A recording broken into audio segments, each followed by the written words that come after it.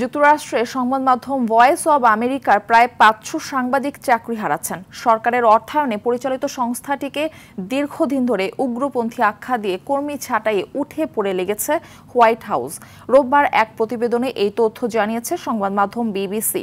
Voice of আমেরিকার মূল সংস্থা ইউএস এজেন্সি ফর গ্লোবাল মিডিয়ার ভারপ্রাপ্ত প্রধান কারি লেকের দাবি, মার্কিন করদাতাদের অর্থ সাশ্রয়, ফেডারেল আমলাতন্ত্র কমানো এবং সংস্থাটির কার্যকারিতা বাড়ানোর জন্য এই পদক্ষেপ নিয়েছে ট্রাম্প প্রশাসন। তবে সমালোচকরা বলছে এই পদক্ষেপ সংবাদপত্রের স্বাধীনতার উপর আঘাত এবং যুক্তরাষ্ট্রের কূটনৈতিক প্রভাবকে দুর্বল করে দেবে।